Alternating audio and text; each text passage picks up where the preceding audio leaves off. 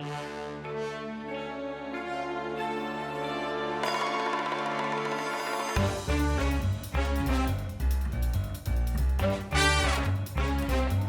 Principal Miller.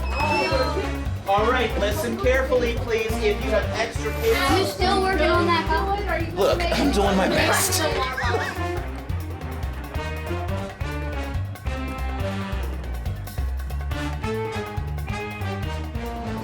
All right, real quick, I do want to introduce you to what we're doing and why. I told some of you about it, but I'm going to tell the rest of you about it.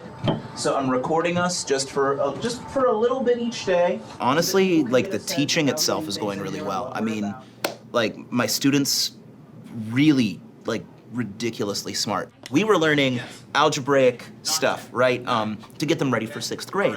And we were talking about pattern recognition and logical reasoning. And I showed them the Einstein's fish riddle, which is, the apocryphal story is that Einstein, whenever anyone would come to him and ask him to be their academic advisor, he'd give them this riddle with like 15 questions, and you'd have to logic out, the answer to it. Well, I showed my students the riddle, and they figured it out in less than an hour. I mean, they sat down, they got to it, and they figured it out. I gave them the assignment, I gave them the resources, and they just went for it. And then like a group of 4 or 5 of them got together and said, hey, let's make our own riddle. Now the presentation's a little bit rough, but the content is amazing because they give you the title here, they give you how to lay out the way that they solved the Einstein riddle. They laid out how to solve their riddle in a very similar way, and then they give you a list of information that you have to crunch. And they just did this all on their own. And it's following the same logical procedures that they would use when solving for variables. It's using the same pattern recognition that they would use. It's using the same skills, and it's still meeting those same standards, but in a more creative way. It also engages metacognitive skills as well. Why am I thinking the way am I thinking? Why is this laid out the way it should be out? And why am I engaging it with it the way I'm engaging with it? Those are the next higher level questioning that the students need to be asking themselves, and teaching them to think that way just opens up a lot of doors, is what I'm trying to say, I guess. James, tell me about your discovery. Nothing exists. Why not? In what year did 1782 end? It ended between the two. Right, but so the thing between the two is a separate year. There's a secret year. But there's nothing in that secret year, so that's another secret year, another secret year, and it goes on forever. And infinity. But infinity isn't a number. So time doesn't exist. And if time doesn't exist, we can't exist. Well, hold on. Okay, that's because, wait, James, come back. So you've stumbled across one of the fundamental questions of physics. And here's the deal. I'm going to tell you something. It's not that time doesn't exist. It's that time and space are the same thing. It's not that time doesn't exist. It's that time and space are literally the same thing. Depending on how fast you travel through space, that can lengthen or shorten how fast you experience time. Depending on how much gravity you're around, that can lengthen or shorten the amount of time you're in. To a particle of light, because it's traveling as fast as physically possible, the whole history of the universe happened in less than a second because it's going that fast. So it's not that time doesn't exist, it's that time bends and shifts and moves depending on space. My history is, I taught for 3 years in South Korea, teaching English to English learners. And half of my class are English learners. Well, more than half. I think 12 out of 20 of them are English learners. So being able to give them that extra attention and, see them, fight through that language barrier, not just in CKLA, but in the other subjects. I mean, it's really nice to see that the skills I developed for all that time are being put to use here, to be quite frank with you. He makes sure that we're all included in things, and that's really fun because it lets you make more friends in the classroom. One of my favorite things is just like the different minorities in the class. There's people from all around the world, and you get to learn new stuff about their culture every single day. Whenever somebody would make fun of someone, he would make sure that kid knew that it's not okay to do that. And he would make sure everyone felt safe and everybody knew that it's not okay to make fun of people for being different. Now, whoever joins your team is going to be treated with kindness fairness and respect, even if you do not like the person. I'd say the biggest challenge for me has been, and this is my advice as well, finding a way to set the kids up to have that self-sufficiency. If you can teach them that confidence, particularly that confidence to just kind of go for it and build on their own strengths, that will free up your time and that will free up their stress level. Jad, you know, I'm very, very glad, because I always when your dad asks me how you're doing, I always tell him, Jad always puts his full effort into it, and you always do.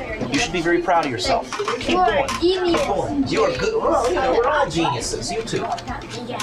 He's a awesome teacher. And he has changed a little bit.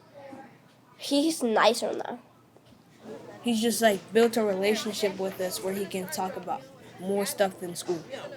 So it's always fun.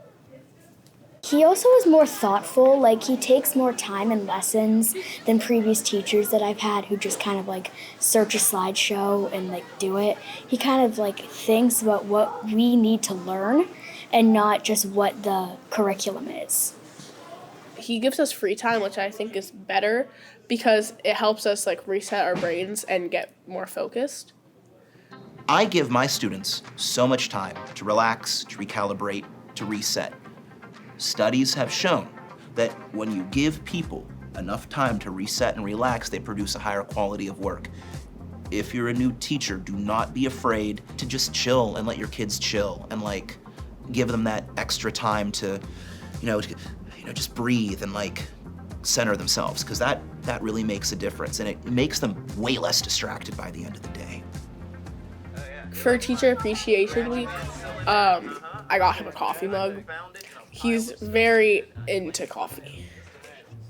Coffee? He drinks so he has a jug of water and then he's an entire mug of coffee every single morning, and he's always talking about how like I can't go a day without my mug of coffee. Coffee means to Mr. K a lot. It's like his family or like his son.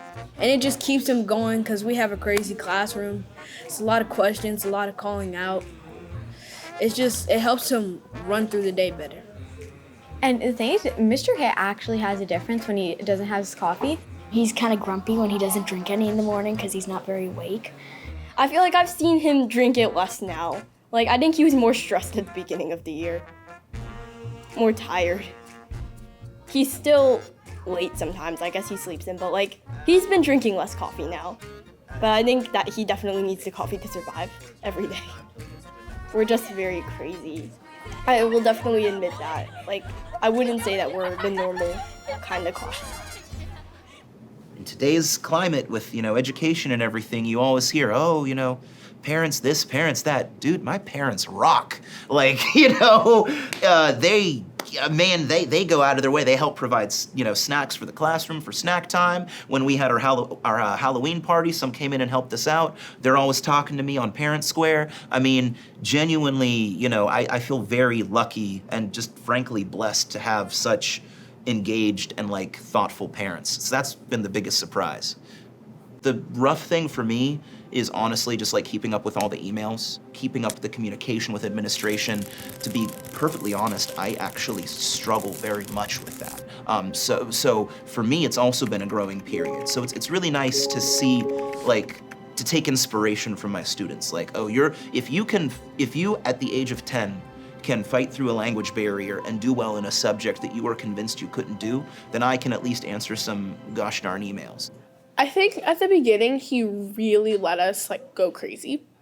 He like didn't have a lot of rules, but now he's really he's grown to know us. So he definitely has like become more strict, but in a way that we all know isn't being like mean or anything. So he's just, instead of being super open, he's still open and fun, but he does it with like rules, which I think is a lot better because I didn't really learn when everyone was talking. He's been understanding for me when I don't understand a concept. So he helped me learn the things that I needed to learn. Let's say if I missed a day when we were doing fractions, so I didn't know what the concept was, he would take me aside personally and teach me the whole lesson. In long division, that was bad, but now I'm better because Mr. K, he helped me. He gave me like worksheets, and now I'm better at long division. All I can say about the support is that it's been nothing short of outstanding. As an example, I taught English for years, and now this year I have to make math menus. I talked to the math lead here, Miss Foster, and she came in, she walked me through, she co-taught with me, she helped me organize the lessons. I mean, boom, boom, boom. It's kind of weird how nice everyone is and how much support there is. So yeah, the support systems are pretty out of this world. He gave us a lot of strategies. Like, I know during the math SOL, I was like, oh, I don't know how to do this. But then I thought back to the past during math, and I thought about what he had taught us, and I wrote it all down on paper. And I felt a lot more prepared when I was thinking back onto math over the past year. It made me feel really happy because I really knew what I was doing. And I feel like in the past I had really rushed through all of my work, but his strategies, the way he's taught us, they've really just helped me not rush and stop, take a deep breath, and do my work. When it comes to in-classroom stuff, I feel more than adequately supplied. The one area, it's not even negative, it's just a little bit more information on that is the more nuts and bolts side of things. So how to engage with Frontline, or how to engage with My Access, going to use a link in the district-made lesson pacing calendar, and then I don't have access to the link because I'm a first-year teacher, you know what I mean? But as far as the day-to-day, everything's good. As far as the students, my biggest goal for them is, for example, I'm reading this text, and I'm getting this information from this text. Why am I getting this information from this text? Why is my understanding of this text different from my friend's understanding? Why is the way that I go about logicking out these variables different than the way my friend might do it? Why am I more of a visual learner versus where my friend's more of a kinesthetic learner? I never hit record. Okay, let's try this again. All right, we're making roller coasters. 3, 2, 1. Whee! So yeah, we've been learning about potential and kinetic energy. To be honest with you, this roller coaster thing, despite looking complicated, has been some of the most hands-off teaching I've done, which to me is amazing because it lets them, explore their own ability to solve problems. Now I've helped a little bit, a tiny little bit, but it's been 99% them. Go. I wouldn't say he has a tighter grip on us, but I think he's more experienced than he was at the start. Even if you don't know if he's going crazy, he knows what he's doing, and it's gonna help you learn more, so don't question it. Trust the process. Sometimes you're like, oh my gosh, what is he teaching us? But then when he's done teaching, you're like, oh, okay, that actually makes a lot of sense. I've definitely questioned his teaching skills, but in the end, I've definitely seen how this actually helps us learn. I don't know about any other people in any 5th grade classroom, but I feel like we have the most fun. Because all these other classrooms are quiet. Now, Aria, if you want to wash your hands, just go wash them off in the sink. It's like Shakespeare said, be true to yourself, teaching them to be true to themselves and to know who they are. That's my biggest goal, helping them develop skills to know themselves, to understand how they think, and to understand where they're coming from, and to communicate it.